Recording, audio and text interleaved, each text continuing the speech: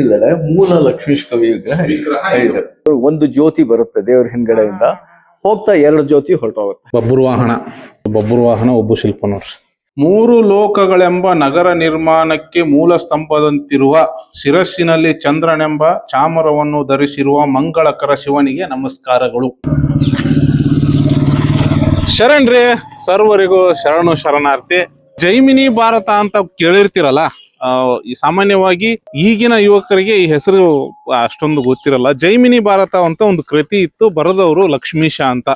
ಸುಮಾರು 1550 ಕಾಲಘಟ್ಟದೊಳಗಡೆ ಅವರು ಆ ಕೃತಿಯನ್ನ ಬರೀತಾರೆ. ತುಂಬಾ ಫೇಮಸ್ ಅದು ಜೈಮಿನಿ ಭಾರತ ಅಂತೇಳಿ. ಅವರ ಊರು ದೇವನೂರು ಅಂತೇಳಿ. ಈಗ ನಾನೇನು ನಿಂತೇನಲ್ಲ, ಇದು ದೇವನೂರು, ಕವಿ ಲಕ್ಷ್ಮೀಶ ಅವರ ಹುಟ್ಟೂರು. ದೇವನೂರಿಗೆ ಯಾಕೆ ಹೆಸರು ಬಂತು ಅಂದ್ರೆ, ಇಲ್ಲಿ ದೇವಾಲಯಗಳು ತುಂಬಾ ಪ್ರಖ್ಯಾತಿಯನ್ನ ಪಡೆದಿದ್ದಕ್ಕೆ ಇವಕ್ಕೆ ದೇವನೂರು ಅಂತ ಹೆಸರು ಬಂದಿತ್ತು. ಸಾಂಸ್ಕೃತಿಕವಾಗಿ ಬೇರೆ ಬೇರೆ ಹೆಸರುಗಳಿದಾವೆ. ಲಕ್ಷ್ಮೀಪುರ, ಗಿರ್ವಾನಪುರ, ಲಕ್ಷ್ಮೀನಾರಾಯಣಪುರ ಅಂತೆಲ್ಲವೂ ಈ ದೇವನೂರುಗಳಿಗೆ ಹೆಸರುಗಳು ಇದ್ವು. ಈ ದೇವನೂರಿನ ಮೊದಲ ಸ್ಥಾನ ನಾನ್ ಬಂದಿನಿ, ಲಕ್ಷ್ಮೀಕಾಂತ ದೇವಸ್ಥಾನ ಅಂತೇಳಿ. ಇದೇ ಸ್ಥಳದೊಳಗ ಕವಿ ಲಕ್ಷ್ಮೀಶ ಅವರು ಜೈಮಿನಿ ಭಾರತವನ್ನ ಬರಿತಿದ್ರು ಅಂತ ಹೇಳಿ. ಸೊ ಆಮೇಲೆ ಇಲ್ಲಿ ಏನೇನು ದೇವಸ್ಥಾನಗಳಿದಾವೆ, ಊರಿನ ಬಗ್ಗೆ ತಿಳಿಸೋ ಪ್ರಯತ್ನ ಮಾಡ್ತೀನಿ. ಅಂದಂಗ ಈ ಊರು ಇರೋದು ಚಿಕ್ಕಮಗಳೂರು ಜಿಲ್ಲೆಯ ಕಡೂರಿನ ತಾಲೂಕಿನಲ್ಲಿ ಇರ್ತಕ್ಕಂಥದ್ದು. ಸೊ ಇಲ್ಲಿ ಕಾಣಿಸ್ತೈತಲ್ರಿ, ಇದ ಲಕ್ಷ್ಮೀಕಾಂತ ದೇವಸ್ಥಾನ.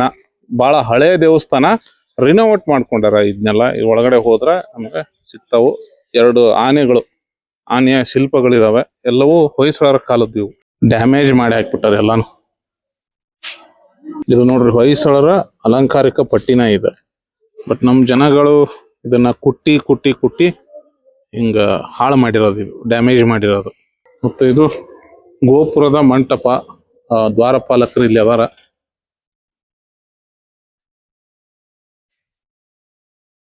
ಎಲ್ಲಾ ನೋಡ್ಕೊಂಡು ಒಳಗ್ ಬಂದ್ರ ನಮಗ್ ಸಿಗೋದು ಒಂದು ಮುಖಮಂಟಪ. ಈ ದೇವಸ್ಥಾನ ಪೂರ್ವಕ್ಕ ಮುಖ ಮಾಡ್ಕೊಂಡೈತಿ. ಒಳಗ್ ಬರ್ತಿದ್ದಂಗನ ನಮ್ಗ ಒಂದಿಷ್ಟು ಉಬ್ಬು ಶಿಲ್ಪಗಳು ಕಾಣಸಿಗ್ತಾವು. ಇಡಿಯಾದ ದೇವಸ್ಥಾನವನ್ನ ಒಂದೇ ಹಂತದೊಳಗ ಕಟ್ಟಿದ್ದಲ್ಲ ರೀ, ಬೇರೆ ಬೇರೆ ಕಾಲಘಟ್ಟದೊಳಗಡೆ ಇದನ್ನ ಎಕ್ಸ್ಟೆಂಡ್ ಮಾಡಿದ್ದು ಐತಿ. ಸುಮಾರು 17ನೇ ಶತಮಾನ ಈ ದೇವಸ್ಥಾನ ನಿರ್ಮಾಣ ಆಗಿರ್ತಕ್ಕಂಥದ್ದು.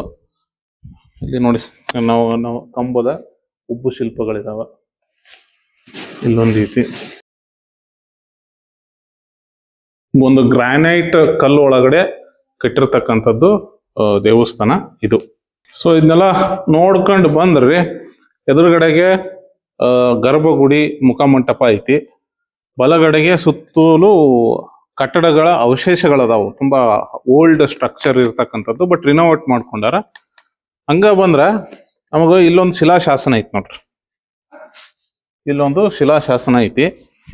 ಈ ಒಂದು ಶಿಲಾಶಾಸನದೊಳಗೆ ಶಂಖ, ನಾಮಾವಳಿ ಚಕ್ರ, ನಾಮಾವಳಿ, ಶಂಖ, ಸೂರ್ಯ, ಚಂದ್ರ ಎಲ್ಲ ಅದಾವ್ರಿ. ಸಂಕ್ಷಿಪ್ತ ಒಂದು ಸಾರಾಂಶ ಏನೈತಂದ್ರೆ ಕನ್ನಡದೊಳಗಡೆ ಇದರದ್ದು, ಸ್ವಸ್ತಿ ಶ್ರೀ ವಿಜಯಾಂಬುದಿಯ ಶಾಲಿವಾಹನ ಶಕ ವರ್ಷ ಅಂದ್ರ ಇಲ್ಲಿ ವರ್ಷ ಅಳಿಸುಗೈತಿ, ಯಾವುದು ಅಂತ ಇಲ್ಲ. ರಂದು ಕಡತಿರು ದೇವರಾಸಯ್ಯನ ಮಕ್ಕಳಾದ ಸಂಕಣ್ಣ ನಾಯಕರು, ದೇವರ ಒಂದು ಟೈಮ್ ಐತಿ, ಅದು ಇಲ್ಲ. ಬ್ರಾಹ್ಮಣ ಭೋಜನಕ್ಕಾಗಿ ಇನ್ನೊಂದು ಸ್ವಲ್ಪ ಟೆಕ್ಸ್ಟ್ ಹೋಗೈತಿ. ದೇವರ ಹೊಲವನ್ನು ಕ್ರಯಕ್ಕೆ ತೆಗೆದುಕೊಂಡು ಚಂದ್ರಾದಿತ್ಯರು ಇರುವವರೆಗೂ, ಚಂದ್ರಾದಿತ್ಯರು ಅಂದ್ರು ಸೂರ್ಯ ಚಂದ್ರ ಇರುವವರೆಗೂ ಶಾಶ್ವತವಾಗಿ ಈ ಸೇವೆಯನ್ನ ನಡೆಸಿಕೊಟ್ಟರು. ಸೇವೆಗೆ ಅಡ್ಡಿಪಡಿಸಿದವರು ಅಥವಾ ದೇವರ ಆನೆಗೆ ತಪ್ಪಿದವರು ಅಂತ ಹೇಳಿ ಒಂದಿಷ್ಟು ಸಾರಾಂಶ ಐತಿ. ಕೆಳಗಡೆ ಅದು ಟೆಕ್ಸ್ಟ್ ಅಳಿಸೋಗಿತ್ತು. ಅಂದ್ರ ಲಾಸ್ಟ್ ಅಲ್ಲಿ ಅವರೊಂದು ಶಾಪದ ಒಂದು ಸೂಚನೆಯನ್ನ ಕೊಡ್ತಾರೆ. ಈ ಶಿಲಾಶಾಸನವನ್ನ ನೋಡ್ಕೊಂಬಂದ್ರ ಇಲ್ಲೊಂದು ದೊಡ್ಡದಾದೊಂದು ತುಳಸಿ ಕಟ್ಟೆ. ಇದನ್ನ ನೋಡ್ಕೊಂಡು ಹೋದ್ರ ಉಯ್ಯಾಲೆ ಮಂಟಪ, ಅಲ್ಲಿ ಕವಿಯ ಅಂದ್ರೆ ಲಕ್ಷ್ಮೀಶ ಅವ್ರದ್ದು ಒಂದು ಸ್ಟ್ಯಾಚ್ಯೂ ಐತಿ. ಅವ್ರು ಕೂತ್ಕೊಂಡು ಏನು ಜೈಮಿನಿ ಭಾರತವನ್ನ ಬರೀತಿದ್ದಂತಹ ಸ್ಥಳ ಅಲ್ಲಿ ಐತಿ. ಅಲ್ಲಿ ಕಾಣಿಸಾಕತ್ತಲ್ರಿ ಮಂಟಪ, ಅದ ಕವಿ ಮಂಟಪ. ಇವೆಲ್ಲವೂ ಜೈಮಿನಿ ಭಾರತದ ಷಟ್ಪದಿಗಳು. ಕವಿ ಲಕ್ಷ್ಮೀಶ ಅವರು ವಾರ್ಧಕ ಷಟ್ಪದಿ ಒಳಗಡೆ ಜೈಮಿನಿ ಭಾರತವನ್ನ ಬರೆದಿರ್ತಕ್ಕಂಥದ್ದು. ಷಟ್ಪದಿ ಅಂತಂದ್ರ 6, ಷಟ್ ಅಂದ್ರೆ 6, ಪದಿ ಅಂದ್ರೆ ಸಾಲ. 6 ಸಾಲಿನಲ್ಲಿ ಬರ್ತಿರ್ತಕ್ಕಂಥದ್ದು ಒಂದೊಂದು ಏನು ಷಟ್ಪದಿ ಇವು ಜೈಮಿನಿ ಭಾರತದ್ದು. ಈ ಜೈಮಿನಿ ಭಾರತ ಏನು ಪಾಂಡವರ ಅಶ್ವಮೇಧ ಯಾಗವನ್ನ ಮತ್ತೆ ಕೃಷ್ಣನ ಏನು ಸಾಹಸವನ್ನ ಅದನ್ನೇ ಆಧಾರವಾಗಿ ಇಟ್ಕೊಂಡು, ಅದನ್ನೇ ಪ್ರಧಾನವಾಗಿ ಇಟ್ಕೊಂಡು ಲಕ್ಷ್ಮೀಶ್ ಅವರು ಬರೆದಿರ್ತಕ್ಕಂಥದ್ದು. ಇಲ್ಲಿ ಕಾವ್ಯ ಮಂಟಪ ಅಂತಿದೆ, ಇಲ್ಲೇ ಕುತ್ಕೊಂಡವರು ಜೈಮಿನಿ ಭಾರತವನ್ನ ಬರೀತಿದ್ರಂತೆ. ಅವರ ಕಾಲ ಕ್ರಿಸ್ತ ಶಕ 1550ರಿಂದ 1600 ತನಕ ಅಂತ ಇದ್ದಿದ್ದು ಲಕ್ಷ್ಮೀಶ್ ಅವರ ಕಾಲ. ಮತ್ತಿದೈತಲ್ರಿ, ಇದು ಕಾವ್ಯ ಮಂಟಪ ಅಂತ ಹೇಳಿ. ಈ ಕಾವ್ಯ ಮಂಟಪದ ಕಂಬಗಳೊಳಗ ವಿವಿಧ ನಮ್ಮ ಆಳ್ವರುಗಳ ಉಬ್ಬು ಶಿಲ್ಪಗಳನ್ನ ನಾವಿಲ್ಲಿ ಕಾಣ್ಬೇಕು ನೋಡ್ರಿ. ಇದು ಗೋಪಾಲಕೃಷ್ಣ, ವಿಷ್ಣು, ಇಲ್ಲಿ ನೋಡ್ರಿ ವಿಷ್ಣುವಿನ ಅವತಾರ ಐತೆ ನೋಡ್ರಿ. ಇದು ಕೂರ್ಮ ಅವತಾರ, ಇದು ಮತ್ಸ್ಯ ಅವತಾರ. ಇಲ್ಲೊಂದೈತಿ, ಯಾವುದು ಅಂತ ಗೊತ್ತಿಲ್ಲ. ಪಕ್ಕದಲ್ಲಿ ಅಂಕಚಕ್ರ. ಇಲ್ಲೂ ಕೂಡ ಒಂದಿಷ್ಟು ಇದು ಅರ್ಜುನ ಬಾಣವನ್ನ ಮೀನಿನ ಕಣ್ಣಿಗೆ ಹೊಡೆದಿರ್ತಕ್ಕಂಥದ್ದು ನೀರಿನಲ್ಲಿ ನೋಡ್ಕೊಂಡು. ಗೋಪಾಲ, ವಾಮನ ಮೂರ್ತಿ. ಆಮೇಲೆ ಇನ್ನ ಇದಾವೆ, ಗೋಪಾಲ ಬೆಣ್ಣೆ ಕದ್ದಿರುವಂಥದ್ದು. ಇಲ್ಲಿ ಅಶ್ವಮೇಧ ಕುದುರೆ ನೋಡ್ರಿ ಕಂಬದೊಳಗಡೆ. ಲಕ್ಷ್ಮಿ, ಇದು ಇರ್ತಕ್ಕಂಥದ್ದು ಲಕ್ಷ್ಮಿ. ಉಗ್ರ ನರಸಿಂಹ, ಇದು ಬಲರಾಮ, ನೇಗಿಲನ್ನ ಹಿಡ್ಕೊಂಡಿದ್ದಾನಲ್ಲ ಇದು ಬಲರಾಮ. ಹಿಂಗೆ ಇಲ್ಲಿ ಬರ್ತವೆ. ಬಬ್ರುವಾಹನ, ಇದು ಬಬ್ರುವಾಹನ ಉಬ್ಬು ಶಿಲ್ಪ ನೋಡ್ರಿ. ಬಬ್ರುವಾಹನನ ಬಗ್ಗೆ ನಾವು ಕೇಳಿರ್ತೀವಿ, ಆದ್ರೆ ಅವನ ಉಬ್ಬು ಶಿಲ್ಪ ಸಿಗೋದು ಇಲ್ಲಿ. ಈ ತರದ ಬಾಣ ಇದೆಯಲ್ಲ, ಈ ಬಾಣ ಬಬ್ರುವಾಹನಂದು. ಅರ್ಜುನನ್ನ ಕೊಲ್ಲೋದಕ್ಕೆ ಬಳಕೆ ಮಾಡಿರ್ತಕ್ಕಂಥದ್ದು ಬಾಣ ಇದು.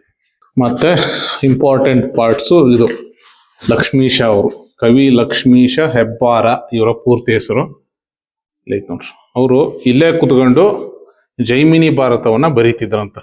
ಇಲ್ಲಿ ಯಾಕೆ ಅವರು ಕುತ್ಕೊಂಡು ಬರೀತಿದ್ರು ಅಂದ್ರೆ, ಇದಿನ್ನೂ ಕಟ್ಟಡ ಇರ್ದಿದ್ದಿಲ್ರಿ ಅವರ ಬರೆಯೋ ಟೈಮ್ಗೆ. ಇದೆಲ್ಲ ಓಪನ್ ಆಗಿತ್ತು, ಈ ದೇವಸ್ಥಾನ ಮಾತ್ರ ಇತ್ತಂತ. ಸೊ ಇದೆಲ್ಲ ಓಪನ್ ಆಗಿದ್ದಕ್ಕೆ ಇಲ್ಲಿದ್ದ ಕುತ್ಕೊಂಡ್ರೆ ಇಡೀ ಊರ್ ಕಾಣಿಸೋದಂತ, ಅವ್ರಿಗೆ ಇಡೀ ಪ್ರಕೃತಿ ಕಾಣಿಸೋದು. ಸೊ ಹಿಂಗಾಗಿ ಈ ಕಾವ್ಯ ಮಂಟಪದ ಎದುರುಗಡೆ ಅವ್ರು ಕುತ್ಕೊಂಡು ಜೈಮಿನಿ ಭಾರತವನ್ನ ಬರೀತಿದ್ರು ಅಂತ. ಪಕ್ಕದಾಗ ಲಕ್ಷ್ಮೀ ದೇವಸ್ಥಾನ ಐತಿ, ಕಂಪ್ಲೀಟ್ ಆಗಿ ರಿನೋವೇಟ್ ಮಾಡಿರತಕ್ಕಂಥದ್ದು. ಈ ಲಕ್ಷ್ಮೀಕಾಂತ ದೇವಸ್ಥಾನದ ಗೋಪುರ ನೋಡ್ರಿ, ಇದು ಪಿರಾಮಿಡ್ ಆಕಾರದಲ್ಲಿ ಇರ್ತಕ್ಕಂಥದ್ದು. ಇದನ್ನು ಕೂಡ ಕಂಪ್ಲೀಟ್ ಆಗಿ ರಿನೋವೇಟ್ ಮಾಡಿರೋದು ದೇವಸ್ಥಾನ. ಏನೋ ತಕ್ಕ ಮಟ್ಟಿಗೆ ಸ್ವಲ್ಪ ಮೇನ್ ಟೆಂಪಲ್ ಅನ್ನ ಉಳಿಸ್ಕೊಂಡಿದ್ದಾರೆ, ಲಕ್ಷ್ಮೀಕಾಂತ ಮೇನ್ ಟೆಂಪಲ್ ಅನ್ನ. ಸೊ ಇದು ಗರುಡ ಗಂಬದ ಕೆಳಗ ಇಲ್ಲೊಂದು ಶಿಲಾಶಾಸನ ಸಿಗ್ತೈತಿ ನಮ್ಗೆ. ಇದೊಂದು ಶಿಲಾಶಾಸನ ರೀ. ಮತ್ ಇದೈತಲ್ಲ, ಇಲ್ಲಿ ಕೈಯಲ್ಲಿ ಡಮರುಗ ತ್ರಿಶೂಲವನ್ನ ಹಿಡಿದಿರ್ತಕ್ಕಂಥದ್ದು, ಸಾರಿ ಗದೆ ಪದ್ಮಶಂಕರವನ್ನು ಹಿಡಿದಿರ್ತಕ್ಕಂಥದ್ದು ವಿಷ್ಣುವಿನ ವಿಗ್ರಹ. ಇದು ಇಲ್ಲಿ ಇರೋದು ವಿಷ್ಣುವಿನ ವಿಗ್ರಹ.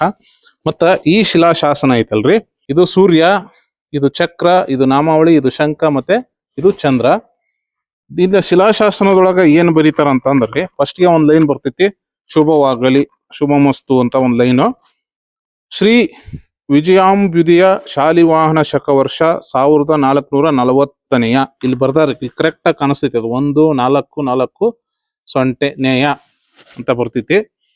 ಅಂದ್ರ ಇತಿಹಾಸಕಾರರು ಆ ಕಾಲವನ್ನ ಕ್ರಿಸ್ತಿ ಶಕ 1518 ಅಂತ ಮಾಡ್ತಾರ. ಪ್ರಸ್ತುತ ಬಹುಧಾನ್ಯ ಸಂವತ್ಸರದ ಚೈತ್ರ ಶುದ್ಧ ಅಷ್ಟಮಿ ಶುಕ್ರವಾರದಂದು ಶ್ರೀಮದ್ ಲಕ್ಷ್ಮೀನಾರಾಯಣ ದೇವರ ಮುಂದೆ ಒಂದು ನಂದಾದೀಪ ಹಾಗೂ ಲಕ್ಷ್ಮೀ ದೇವಿಯ ಎದುರು ಒಂದು ನಂದಾದೀಪ, ಹೀಗೆ ಒಟ್ಟು 2 ನಂದಾದೀಪಗಳನ್ನ ಸಂಪ್ರದಾಯದಂತೆ ಬೆಳಗಿಸಲು ದೇವನೂರಿನ ಚಿಕ್ಕೇಗವನ ದೇವಸಾಯಿಯರ ತಮ್ಮನ ಮಕ್ಕಳಾದ ಪಿರಿಯಪ್ಪನವರು ಧರ್ಮದಾನ ನೀಡಿದರು. ಶ್ರೀ ನಾರಾಯಣ ದೇವರು ಮುಗುಳಿ ಹಾಲುಗಿನ ಬೃಂದಾವನ ತೋಟವನ್ನು ಶ್ರೀ ಲಕ್ಷ್ಮೀನಾರಾಯಣ ದೇವರ ಭಂಡಾರಕ್ಕೆ ದೇವಾಲಯದ ನಿಧಿಗೆ ವಹಿಸಿ ಆ ತೋಟದ ತೆರಿಗೆ ಮತ್ತು ಹಕ್ಕನ್ನು ಮಹಾರಾಜರುಗಳಿಂದ 38 ವರಹಗಳಿಗೆ ಕೊಂಡು ದೇವಾಲಯದ ಭಂಡಾರಕ್ಕೆ ಸಲ್ಲಿಸಲಾಯಿತು. ಈ ಹಣದಿಂದ ನಿರಂತರವಾಗಿ 2 ನಂದಾದೀಪಗಳನ್ನ ನಡೆಸಿಕೊಂಡು ಬರತಕ್ಕದ್ದು. ಇದು ಯಾವುದೇ ಅಡೆತಡೆ ಇಲ್ಲದೆ ಸರ್ವಮಾನ್ಯವಾಗಿ ನಡೆಯಲಿ.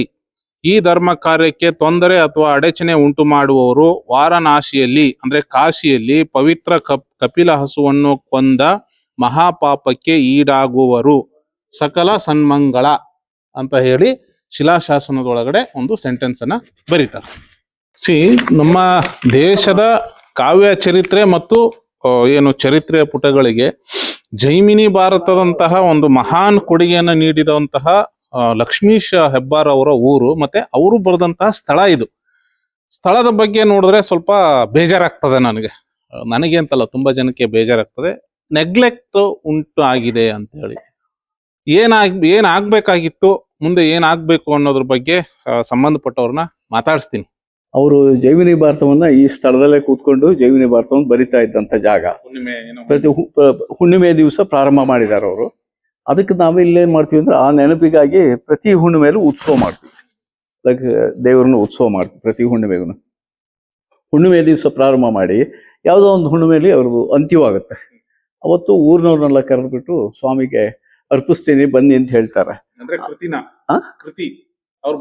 ಬರ್ದಿರೋ ಇದನ್ನೆಲ್ಲ ಒಪ್ಪಿಸ್ತೀನಿ ಸ್ವಾಮಿಗೆ ಅಂತ ಹೇಳಿ ಒಪ್ಪಿಸ್ತಾರೆ. ಒಪ್ಪಿಸ್ಬಿಟ್ಟು ಹಿಂದ್ಗಡೆ ಹೋದಾಗ ಜೈಮಿನಿ ಭಾರತವನ್ನು ಹೇಳ್ಕೊಂಡು ಹೋದಾಗ ಶ್ರೀ ನಮ್ಮ ಕಚಕೋರ ಕಂಪರಿ ಅಂತ ಹೇಳ್ಕೊಂಡು ಹೋದವರು ವಾಪಸ್ ಬರೋದಿಲ್ಲ ಐಕ್ಯವಾಗ್ಬಿಡ್ತಾರೆ. ಸ್ವಾಮಿ ಇದು ದೇವರ ಹೆಸರು ಪರವಾಸದೇವ ಮೂರ್ತಿ ಅಂತ, ಸಾಲಿಗ್ರಾಮ ಶಿಲೆ ಪರವಾಸದೇವ ಮೂರ್ತಿ ಅಂತ. ಇದನ್ನ ಕಡದು ಲಕ್ಷ್ಮೀಕಾಂತನ್ ಮಾಡಿದ್ದಾರೆ. ಸ್ವಾಮಿಲಿ ಅವ್ರು ಐಕ್ಯವಾಗ್ಬಿಡ್ತಾರೆ. ಅವ್ರ ಹೆಂಡತಿ ನಂಗೇರಮ್ಮ ಅಂತ ಇರ್ತಾರೆ.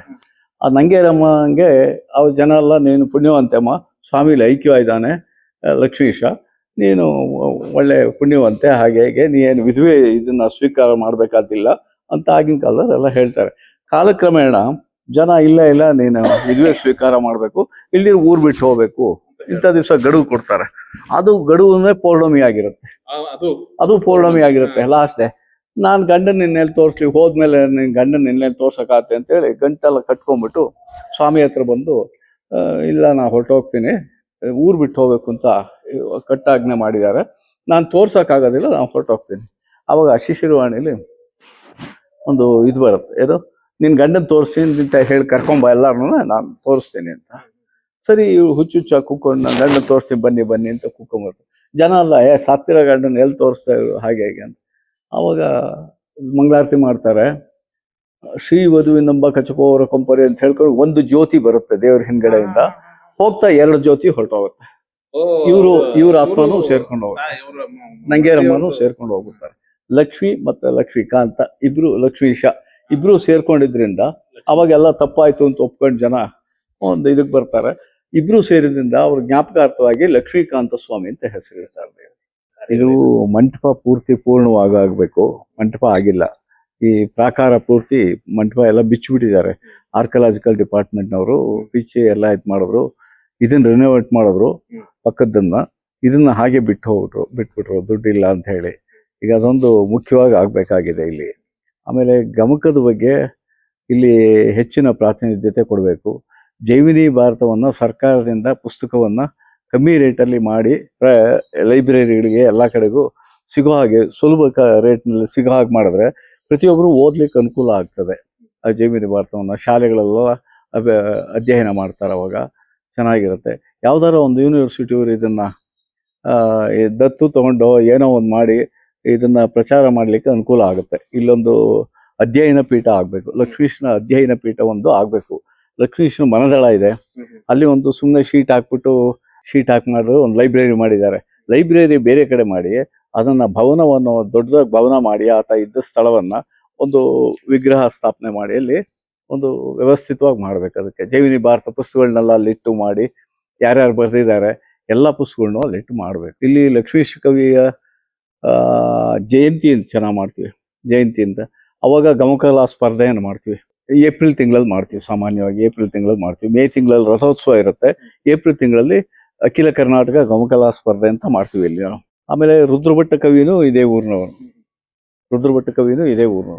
ಹಾಗಾಗಿ ಇದನ್ನ ಒಂದು ಸ್ವಲ್ಪ ಇಂಪ್ರೂವ್ ಮಾಡಿದ್ರೆ ಬಹಳ ಒಳ್ಳೇದು. ನೋಡ್ರಿ ಮೂಲವನ್ನ ಉಳಿಸ್ಕೋಬೇಕು.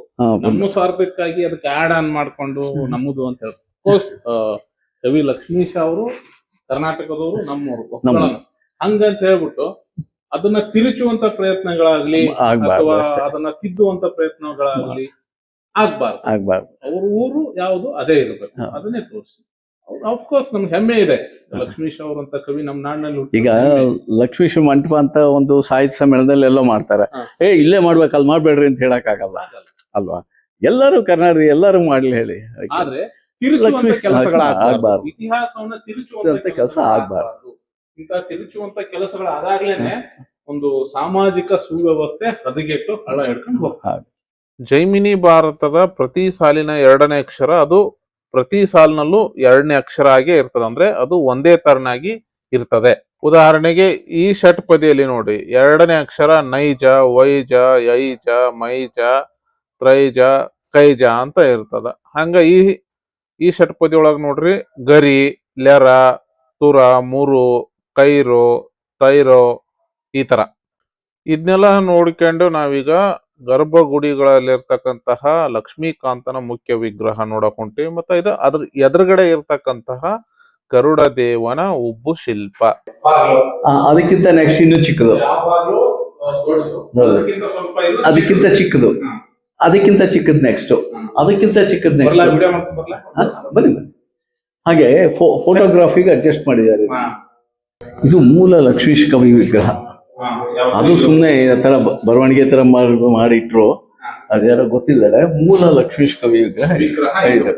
ನಾವು ಅಲ್ಲಿ ಕವಿ ಕಾವ್ಯ ಮಂಟಪದೊಳಗೆ ನೋಡಿ ಇತ್ತೀಚೆಗೆ ಮಾಡಿದ್ದು ಮೂಲ ಲಕ್ಷ್ಮೀಶ್ ವಿಗ್ರಹ ಇದು. BSS ಕೌಶಿಕ್ ಗಮಕಿಗಳು ಇದನ್ನ ಆರ್ಚ್ ಎಲ್ಲ ಮಾಡಿಸ್ಕೊಟ್ರು. ಇದು ನೋಡಿ, ಇದು ಅದಕ್ಕಿಂತ ಚಿಕ್ಕದು, ಆ ಭಾಗಕ್ಕಿಂತ ಚಿಕ್ಕದು, ಇದು ಇದಕ್ಕಿಂತ ಚಿಕ್ಕದು. ಸ್ವಾಮಿ ಇಲ್ಲಿ ನೋಡಿದ್ರೆ ಚಿಕ್ಕದಾಗ ಕಾಣ್ತಾನೆ, ಅಲ್ಲಿಗೆ ಹೋಗಿ ನೋಡಿದ್ರೆ ನೀವು ಎತ್ತರವಾಗಿ ಕಾಣ್ತಾನೆ.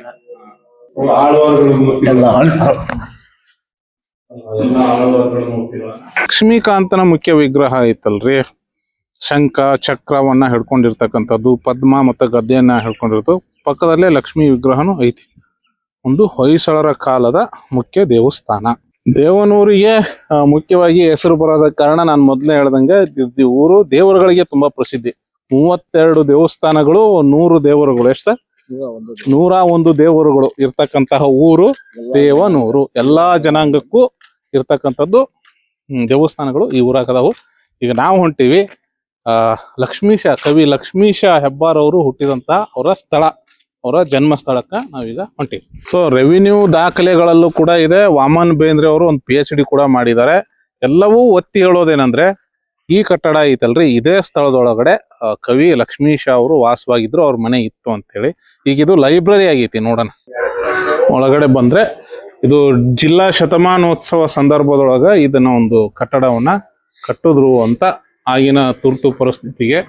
ಮತ್ತೆ ಈ ಬಾವಿಯನ್ನ ಅಗೆಯುವಾಗ ಒಂದು ಹಗೆ ಅಂತ ಒಂದು ಸಿಕ್ಕು. ಆ ಹಗೆಯ ಒಳಗಡೆ ಏನು ಲಕ್ಷ್ಮೀಶ ಅವರು ಬಳಸ್ತಿದ್ದಂತಹ ಎಲ್ಲಾ ಪೂಜಾ ಸಾಮಗ್ರಿಗಳು ಸಿಕ್ಕಿದಾವೆ. ಅವುಗಳನ್ನ ಡಿಸ್ಟಿಕ್ ಏನು ವಸ್ತು ಸಂಗ್ರಹ, ಜಿಲ್ಲಾ ವಸ್ತು ಸಂಗ್ರಹಾಲಯದ ಒಳಗಡೆ ಅದವು ಅಂತ ಸ್ಥಳೀಯರು ನಮ್ಗೆ ಮಾಹಿತಿನ ಕೊಡ್ತಾರೆ. ಒಟ್ಟಾರೆಯಾಗಿ ಇದು ಏನು ಲೈಬ್ರರಿ ಐತಿ, ಈಗ ಲಕ್ಷ್ಮೀಶ ಅವರ ವಾಸ ಮಾಡ್ತಿದ್ದಂತಹ ಮನೆ ಆಗಿತ್ತು. ಜಗನ್ನಾಥ ವಿಜಯ ಅಂತ ಒಂದು ಕೃತಿ ಐತ್ರಿ, ಅದನ್ನ ಬರ್ದವರು ರುದ್ರ ಭಟ್ಟ ಅಂತ ಒಬ್ರು ಕವಿ. ಆ ರುದ್ರ ಭಟ್ಟ ಅವರು ಕೂಡ ಇದೇ ಲಕ್ಷ್ಮೀಕಾಂತನ ದೇವಸ್ಥಾನಕ್ಕೆ ತಮ್ಮ ಕೃತಿಯನ್ನ ಅರ್ಪಿಸಿದ್ರು ಅಂತಾನು ಮಾಹಿತಿ ಇದೆ. ಒಟ್ಟಾರೆಯಾಗಿ ಗ್ರಾಮಸ್ಥರ ಒಂದು ಆಗ್ರಹ ಏನಂದ್ರೆ, ಜೈಮಿನಿ ಭಾರತವನ್ನ ಬರೆದಂತಹ ಲಕ್ಷ್ಮೀಶ ಅವರ ಒಂದು ಅಧ್ಯಯನ ಪೀಠ ಆಗ್ಬೇಕು, ಇಲ್ಲೊಂದು ಭವನ ಆಗ್ಬೇಕು ಅನ್ನೋದು.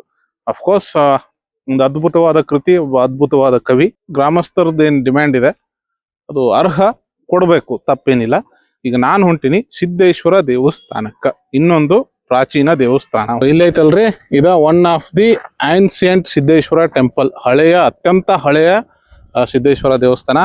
ಅರ್ಚಕರು ಕೂಡ ನಮ್ಮ ಜೊತೆ ಇದ್ದಾರೆ, ಅವ್ರನ್ನೂ ಮಾತಾಡ್ಸೋಣ. ಶಾಸನದೊಳಗಡೆ ಏನೈತೆ ಅನ್ನೋ ತಿಳ್ಕೊಳ್ಳೋ ಪ್ರಯತ್ನ ಮಾಡೋಣ.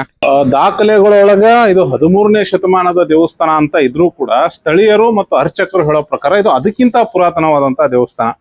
ಸುಮಾರು 7-8ನೇ ಶತಮಾನದ ದೇವಸ್ಥಾನನೂ ಆಗಿರಬಹುದು ಅನ್ನೋ ಒಂದು ಮಾಹಿತಿ ಕೂಡ ಐತಿ. ಒಳಗಡೆ ಹೋಗೋಣ.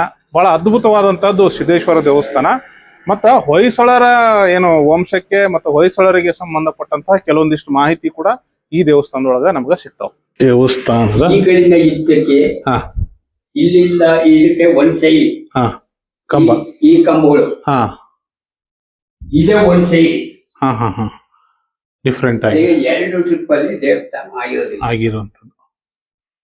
ಸೊ ಮೇಲ್ಗಡೆ ಕಮಲದ ಇಳಿ ಬಿಟ್ಟಂತಹ ಎಲ್ಲ ಗವಾಕ್ಷಗಳು ಒಳಗಡೆ ನೋಡಿದ್ರೆ ಉಳಿತಿದ್ದೇವೆ. 9 ಗಂಟೆ ಪೂಜೆ ಮಾಡಿ 9:30 ಪೂಜೆ. ಅದ್ಭುತವಾಗಿರ್ತಕ್ಕಂಥದ್ದು. ವಿವಿಧ ಮೂರ್ತಿಗಳನ್ನು ಕೂಡ ನಾವಿಲ್ಲಿ ನೋಡ್ಬೋದು. ಇಲ್ಲಿ ದೇವಸ್ಥಾನದ ನವರಂಗ ಮಂಟಪದಲ್ಲಿ ಇರ್ತಕ್ಕಂಥದ್ದು ದೇವಸ್ಥಾನ ಇದೆಲ್ಲ ಇದೆ. ಇದು ಮಹಿಷಾಸುರ ಮರ್ದಿನಿ ಅಲ್ವಾ? ಚಾಮುಂಡೇಶ್ವರಿ. ಇದು ಅದು ಸುಬ್ರಹ್ಮಣ್ಯೇಶ್ವರ. ಸುಬ್ರಹ್ಮಣ್ಯ ಷಣ್ಮುಖ. ಹಾ ಷಣ್ಮುಖ. ಇದು ಈ ಕಡೆ ಎಮ್ಮೆ ಮೇಲಿದೆ, ಆ ಕಡೆದು ಸಿಂಹ. ಆ ಮೂಲೆ ಕಾಣ್ತಾ ಸಿಂಹ ಅಲ್ಲಿ ಹಿಂದ್ಗಡೆ ಇದೆ ಮಗ್ಳಿಗೆ. ಸಪ್ತಮಾತೃಕೆಯರು ಅದು ಸಪ್ತಮಾತೃಕೆ ಬಸವಣ್ಣ. ಇದು ಕೇಶವನಾರಾಯಣ. ಇದು ಕೇಶವನಾರಾಯಣ. ಇದು ಕಾಲಭೈರವ. ಇದು ಆದಿಶೇಷ. ಇದು ಸೂರ್ಯನಾರಾಯಣ. ಇವರು ಸೂರ್ಯನಾರಾಯಣ. ಇದೇ ದೇವಸ್ಥಾನಕ್ಕೆ ಸಂಬಂಧಪಟ್ಟಂತ ಒಂದು ಶಿಲಾಶಾಸನ. ಇದ್ರೊಳಗಡೆ ಏನೈತೆ ಅನ್ನೋದನ್ನ ಆಮೇಲೆ ಹೇಳ್ತೀನಿ ನಿಮ್ಗೆ ತಕ್ಕ ಮಟ್ಟಿಗೆ. ಇದು ಮೊದ್ಲು ದೇವಸ್ಥಾನ ನೋಡೋಣ. ಸಪ್ತಮಾತೃಕಿಯರು, ಮಹಾಗಣಪತಿ. ನೋಡಿ ಕಿರೀಟನ ನೋಡ್ಬಿಟ್ರೆ ಟಿಪಿಕಲ್ ಏನು ಹೊಯ್ಸಳರ ಒಂದು ಆಕೃತಿ ಅಂತ ನೋಡಿ. ಈಶ್ವರ ಅಲ್ಲಿ ಒಳಗಡೆ ಇರ್ತಕ್ಕಂಥದ್ದು ಸಿದ್ದೇಶ್ವರ. ಈ ದೇವಸ್ಥಾನದಲ್ಲಿ ಪುರಾತನ ಕಾಲದಿಂದಲೂ ಮಹಾಕವಿ ರುದ್ರಭಟ್ಟ 12ನೇ ಶತಮಾನದಲ್ಲಿ ಮಹಾಕವಿ ಇದ್ದ. ರುದ್ರಭಟ್ಟ 12ನೇ ಶತಮಾನದಲ್ಲಿದ್ದ ಅಂದ್ರೆ ಅದಕ್ಕಿಂತ 300 ವರ್ಷದ ಹಿಂದೆ ದೇವಸ್ಥಾನ. ಈ ಲಿಂಗನ ಕಾಶಿಯಿಂದ ತಂದು ಮಹಾ ಋಷಿಗಳು ಪ್ರತಿಷ್ಠಾಪನೆ ಮಾಡಿದ್ದಾರೆ. ಮಹಾ ಋಷಿಗಳು ವಾರದಲ್ಲಿ 1 ದಿವಸ ಮಾತ್ರ ಇಲ್ಲಿ ನಡೆಯುದು. ಸೋಮವಾರ ದಿವಸ ಮಾತ್ರ ಈ ಸ್ವಾಮಿ ಪೂಜೆ ನಡೀತಿರ್ತದೆ. ಮಿಕ್ಕಿದ ದಿನ ನಡೀತಿರ್ತಿಲ್ಲ. ಆಮೇಲೆ ಊರವರೆಲ್ಲ ಸೇರಿ ತಮಗೆ ಎಲ್ಲ ದೇವಸ್ಥಾನಗಳಿಗೂ ಆಗುತ್ತೆ, ಶಿವನಿಗೆ ಮಾತ್ರ ನೀವು ಹಂಗೆ ಮಾಡಬೇಡಿ, ಎಲ್ಲ ಖರ್ಚುಗಿಂತ ನಾವು ಊರನ್ನ ಕೊಡ್ತೀವಿ ಅಂತ ಹೇಳಿ ನಿತ್ಯ ಪೂಜೆ ಮಾಡೋದಕ್ಕೆ ಶುರು ಮಾಡ್ತಾರೆ. ಮಹಾಕವಿ ರುದ್ರಭಟ್ಟ. ಕವಿ ರುದ್ರಭಟ್ಟ ನಮ್ಮ ವಂಶಿಕರಲ್ಲ. ಇವರಿದ್ದವ್ರು ಮಾತ್ರ 12ನೇ ಶತಮಾನ. ಇವರು ಅಷ್ಟೇ. ಇವರು 600. ಈ ರುದ್ರಭಟ್ಟ, ಕವಿ ರುದ್ರಭಟ್ಟ ಅವ್ರ ಊರು ಇದೆ. ಇಲ್ಲ, ಇದೆ ಕೆರೆ ಸಂತೆ ಅಂತೀವಿ. ಕೆರೆ ಸಂತೆಯಿಂದ ಇಲ್ಲಿ ಕೂತ್ಕೊಂಡು ಜಗನ್ನಾಥ ವಿಜಯ ಅನ್ನೋದು ಒಂದು ಅದು ಮಹಾ ವಿಷ್ಣು ಸಂಬಂಧಪಟ್ಟ. ದೇವನೂರು ಮತ್ತು ಹೊಯ್ಸಳರ ಇತಿಹಾಸಕ್ಕೆ ಸಂಬಂಧಪಟ್ಟಂಗ ಅತ್ಯದ್ಭುತವಾದ ಮಾಹಿತಿ ಇರ್ತಕ್ಕಂಥದ್ದು, ಅದ್ಭುತವಾದ ಶಿಲಾಶಾಸನ. ಥ್ಯಾಂಕ್ಸ್ ಟು ನಾವು ಗ್ರಾಮಸ್ಥರಿಗೆ. ಯಾಕೆ ಹೇಳಿ ಊರವ್ರಿಗೆ ನಾವು ಯಾಕೆ ಥ್ಯಾಂಕ್ಸ್ ಹೇಳ್ಬೇಕಂದ್ರೆ ಒಂದು ಅತ್ಯದ್ಭುತ ಮಾಹಿತಿಯನ್ನ ಉಳಿಸ್ಕೊಂಡಿದ್ದಾರೆ ಅವರು. ಇನ್ನ ಮುಖ್ಯವಾಗಿ ಅರ್ಚಕರು ಮತ್ತೆ ಅವ್ರ ಊರವರೆಲ್ಲ ಸೇರ್ಕೊಂಡು ನೋಡಿ. ಮೇಲ್ಗಡೆ ಶಿವಲಿಂಗ ಇದೆ, ನಂದಿ ಇದೆ, ಆಮೇಲೆ ಸೂರ್ಯ ಚಂದ್ರ ಎಲ್ಲರೂ ಇದ್ದಾರೆ. ಈ ಶಾಸನದ ಒಂದು ಸಂಕ್ಷಿಪ್ತ ಕನ್ನಡ ಅನುವಾದ ಏನ್ ಹೇಳ್ತದಂತಂದ್ರೆ, 3 ಲೋಕಗಳೆಂಬ ನಗರ ನಿರ್ಮಾಣಕ್ಕೆ ಮೂಲ ಸ್ತಂಭದಂತಿರುವ ಶಿರಸ್ಸಿನಲ್ಲಿ ಚಂದ್ರನೆಂಬ ಚಾಮರವನ್ನು ಧರಿಸಿರುವ ಮಂಗಳಕರ ಶಿವನಿಗೆ ನಮಸ್ಕಾರಗಳು. ಮೊದಲು ಶಿವನನ್ನ ನೆನೆಸ್ಕತಾರೆ ಶಾಸನದಲ್ಲಿ. ವೀರಲಕ್ಷ್ಮಿಯು ಆಲಂಗಿಸುವಂತೆ ಕೀರ್ತಿಯ ದಿಕ್ಕುಗಳಲ್ಲಿ ಹರಡಿರುವಂತೆ ಧರ್ಮಲಕ್ಷ್ಮಿಯ ವರಪುತ್ರರಾಗಿ ಕಲಿ ಓ ಸುಯಿ ವಲ್ಲಭನು ಈ ಭೂಮಿಯನ್ನ ಪಾಲಿಸಿದನು. ವಾಸಂತಿಕಾ ದೇವಿಯ ಸನ್ನಿಧಿಯಲ್ಲಿ ಮುನಿಯೋರ್ವರು ಪೊಯ್ಸಳ ಅಥವಾ ಹೊಡಿಸಳ ಎಂದು ಹೇಳಿದಾಗ, ಸಳನೆಂಬ ಯಾದವನು ಹುಲಿಯನ್ನು ಕೊಂದಿದ್ದರಿಂದ ಆ ವಂಶಕ್ಕೆ ಹೊಯ್ಸಳ ಎಂಬ ಹೆಸರು ಬಂದಿತು. ನಾನು ಹಿಂದೆ ಅಂಗಡಿಗೆ ಹೋದಾಗ ಇದ್ರ ಬಗ್ಗೆ ನಿಮಗೆ ಹೇಳಿದ್ದೆ. ಆ ವಂಶದಲ್ಲಿ ಮಹಾಪ್ರಸಿದ್ಧನಾದ ವಿನಯಾದಿತ್ಯನು, ಅವನ ಮಗ ಯುದ್ಧ ವೀರ ಎರೆಯಂಗ, ಅವನ ಮಗ ವಿಷ್ಣುವರ್ಧನನು, ಅವನ ಮಗ ಶತ್ರು ಸೈನ್ಯಕ್ಕೆ ಸಿಂಹ ಸ್ವರೂಪಿಯಾದ ನರಸಿಂಹ, ಅವನ ಮಗ ಜಯಶಾಲಿಯಾದ ಬಳ್ಳಾಳನು ಜನಿಸಿದನು. ನೋಡ್ರಿ, ಹೊಯ್ಸಳರ ವಂಶಾವಳಿ ಬಂತು ಈ ಶಾಸನದೊಳಗ. ತದನಂತರ ಚೋಳ ರಾಜ್ಯವನ್ನು ಪ್ರತಿಷ್ಠಾಪಿಸಿದನು. ಪಾಂಡ್ಯ ರಾಜ್ಯವನ್ನು ಹಿಮ್ಮೆಟ್ಟಿಸಿದಾದ ರಾಯ ನರಸಿಂಹ ಮತ್ತು ಅವನ ಮಗ ವೀರ ಸೋಮೇಶ್ವರರು ಕಣ್ಣಾನೂರು ನೆಲವೀಡಿನಲ್ಲಿ ಸುಖ ಸಂಕತ ವಿನೋದದಿಂದ ರಾಜ್ಯಭಾರ ಮಾಡುತ್ತಿದ್ದರು. ಬಾಗೋಡಿನ ಅಗ್ರಹಾರದಲ್ಲಿದ್ದ ವಿಪ್ರರ ಕುಲತಿಲಕ ಗಂಗಾರಾನ್ವಯ ಶ್ರೀ ವಿಷ್ಣು ವೃಂದ ಗೋತ್ರದ ಮಂಚಿ ಭಟ್ಟರು ನಿರಂತರ ಶಿವಪೂಜೆ ಮಾಡಿ ಕುಮಾರದೇವ ಎಂಬ ಮಗನನ್ನ ಪಡೆದರು. ನೋಡಿ, ಇವರು ಮಂಚಿ ಭಟ್ರು, ಅವರು ಶಿವಪೂಜೆಯಿಂದ ಕುಮಾರ ಭಟ್ಟನನ್ನ ಒಬ್ಬ ಮಗನ ಮಾಡಿ ಕುಮಾರದೇವನು ಅಭಿನವ ರುದ್ರನಂತೆ ಮೆರೆದನು. ಕೈಲಾಸ, ಹಿಮಗಿರಿ, ಮೇರು ಪರ್ವತಕ್ಕೆ ಸಮನಾದ ಸಿದ್ದೇಶ್ವರ ದೇವಸ್ಥಾನವನ್ನ ಮಾಡಿದನು. ನೋಡ್ರಿ, ಈ ಸಿದ್ದೇಶ್ವರ ದೇವಸ್ಥಾನವನ್ನ ಯಾರು ಕಟ್ಸೋದು ಅಂದ್ರೆ ಕುಮಾರದೇವ ಅಂತ ಶಾಸನದಲ್ಲಿದೆ. ಮತ್ತೆ ದಾನದ ಬಗ್ಗೆ ಹೇಳ್ತಾರೆ, ಏನೇನ್ ದಾನ ಕೊಟ್ರು ಅಂತ. ಶಕವರ್ಷ 1156 ಅಂದ್ರೆ ಇತಿಹಾಸಕಾರರು ಇದನ್ನ ಕ್ರಿಸ್ತಿ ಶಕ 1234 ಅಂತ ಹೇಳ್ತಾರ. ವಿಜಯ ಸಂವತ್ಸರ ಶ್ರಾವಣ ಶುದ್ಧ ಬಿದಿಗೆ ಒಡ್ಡವಾರ ಅಂದ್ರೆ ಶನಿವಾರ, ದೇವಾಂದೂರಿನ ಮಹಾಜನಗಳ ಸನ್ನಿಧಿಯಲ್ಲಿ ಅಂದ್ರೆ ದೇವನೂರಿನ ಮಹಾಜನಗಳ ಸನ್ನಿಧಿಯಲ್ಲಿ ಕಾಳಗೋಡ, ಸೋಮಯ್ಯ, ಮಾಲಯ್ಯ ತಮ್ಮ ಉಂಬಳಿ ಗದ್ದೆಗಳನ್ನು ಮಾರಾಟ ಮಾಡಿ ಬಂದ ಹಣವನ್ನು ಸಿದ್ಧನಾಥ ದೇವರಿಗೆ ಅಮೃತ ಪಡಿ ನೈವೇದ್ಯದ ಪೂಜೆಗೆ ಧಾರೆ ಎರೆದು ತಂದು ಕೊಟ್ಟರು. ಸಿದ್ಧನಾಥೇಶ್ವರ ಈ ಶಾಸನದಲ್ಲಿದೆ. ಇದೆ ಸಿದ್ಧನಾಥೇಶ್ವರ, ಸಿದ್ಧನಾಥ ಅನ್ನೋ ಒಂದು ಅಂದ್ರೆ ಇದೇ ದೇವರು ಸಿದ್ದೇಶ್ವರ, ಸಿದ್ಧನಾಥ, ಸಿದ್ದೇಶ್ವರ ಅನ್ನೋ ದೇವರು ಅಂದ್ರೆ ಈ ದೇವರು. ಇದಲ್ಲದೆ ಸಿದ್ಧನಾಥ ದೇವರ ನಂದಾದೀವಿಗೆಯ ಎಣ್ಣೆಗೆ ಮತ್ತು ಬ್ರಾಹ್ಮಣರ ನಿವೇಶನಕ್ಕಾಗಿ ಹಲವು ಅಳತೆ ಬೆಡ್ಡಲು ಸಾಲು ಗದ್ದೆಗಳನ್ನ ಧಾರೆ ಎರೆದು ಸಾರ್ವಮಾನ್ಯವಾಗಿ ನೀಡಲಾಯಿತು. ತಾನು ನೀಡಿದ ಅಥವಾ ಇತರರು ನೀಡಿದ ದಾನದ ಭೂಮಿಯನ್ನು ಯಾರು ಅಪಹರಿಸುತ್ತಾರೋ, ಮೋಸ್ಟ್ ಇಂಪಾರ್ಟೆಂಟ್ ಲೈನ್ ನೋಡ್ರಿ ಇದು. ತಾನು ನೀಡಿದ ಅಥವಾ ಇತರರು ದಾನ ನೀಡಿದ ಭೂಮಿಯನ್ನು ಯಾರು ಅಪಹರಿಸುತ್ತಾರೋ ಅವರು 60,000 ವರ್ಷಗಳ ಕಾಲ ನಿಷ್ಠೆಯಲ್ಲಿ ಕ್ರಿಮಿಯಾಗಿ ಹುಟ್ಟುತ್ತಾರೆ. ಅಂದ್ರೆ ಆ ಭೂಮಿಯನ್ನ ಯಾರಾದ್ರೂ ಅಪಹರಿಸಿದ್ರೆ ಅವರು ಭವಿಷ್ಯದಲ್ಲಿ ಕ್ರಿಮಿಯಾಗಿ ಹುಟ್ಟುತ್ತಾರೆ ಅಂತ. ಈ ಧರ್ಮವನ್ನು ಪ್ರೀತಿಯಿಂದ ರಕ್ಷಿಸುವ ಮಾನವರಿಗೆ ಆಯಸ್ಸು ಮತ್ತು ಜಯಶ್ರೀ ಲಭಿಸುತ್ತದೆ. ಇದನ್ನು ನಾಶಪಡಿಸುವ ಪಾಪಿಗೆ ಕುರುಕ್ಷೇತ್ರದಲ್ಲೋ ವಾರಣಾಸಿಯಲ್ಲೋ ಕೋಟಿ ಮುನಿಗಳನ್ನು ಮತ್ತು ಕಪಿಲೆ ಅಂದ್ರೆ ಹಸುಗಳನ್ನು ಕೊಂದ ಪಾಪ ಸುತ್ತುತ್ತದೆ ಅಂತ ಶಾಸನದ ಒಂದು ಕನ್ನಡ ಸಾರಾಂಶದಲ್ಲಿ ಇರತಕ್ಕಂಥದ್ದು. ಅಂದ್ರೆ ದೇವನೂರಿಗೆ ಗಿರ್ವಾಣಪುರ ಅಂತಿದ್ರು ಅನ್ನೋದಕ್ಕೆ ನಾನು ನಿಮ್ಗೊಂದು ಬಿಗಿನಿಂಗ್ ಅನ್ನ ಹೇಳಿದ್ನಲ್ಲ, ಅದಕ್ಕೊಂದು ಸಾಕ್ಷಿ ಇಲ್ಲ. ದೇವಪುರ, ಗಿರ್ವಾಣಪುರ, ದೇವನೂರು ಅಂತ ಬರೀತಾ. ಇದು ದೇವಸ್ಥಾನದ ಹೊರಗಿನ ಭಾಗ ಇದು. ಸೊ ಇಲ್ಲೊಂದು ಕಲ್ಲು ಬಿದ್ದೈತಲ್ರಿ, ಇದು ಕೂಡ ಶಾಸನನೇ, ಅಕ್ಷರಗಳಿಲ್ಲ, ಕಾಣಿಸ್ತಿಲ್ಲ. ಇಲ್ಲಿದೆ, ಇಲ್ಲೊಂದೊಂದು ಅಕ್ಷರ ಕಾಣಿಸ್ತಿದಾವೆ. ದೇವಸ್ಥಾನದ ಗರಡು ಗಂಬ. ಇಷ್ಟಾತ್ ನೋಡ್ರಿ ದೇವನೂರು ಅಥವಾ ಗಿರ್ವಾಣಪುರದ ಒಂದು ಐತಿಹಾಸಿಕ ಪ್ರವಾಸ ಅಂತಾನೆ ಹೇಳ್ಬೋದು. ಇದನ್ನ ಅದ್ಭುತವಾಗಿತ್ತು. ಮತ್ತ ಇನ್ನೊಂದು ವಿಡಿಯೋದಾಗ ನಿಮ್ಮನ್ನ ಸಿಗ್ತೀನಿ. ಅಲ್ಲಿ ತನಕ ನೋಡ್ತೀರಿ ನಮ್ಮ ಸಿಕ್ಕಂತೆ ಸಂಚಾರ ಯೂಟ್ಯೂಬ್ ಚಾನಲ್. ಜೈ ದೇವನೂರು, ಜೈ ಕರ್ನಾಟಕ, ಜೈ ಶಂಕ್ರಿ, ಜೈ ಜೈ ಶಂಕರ್.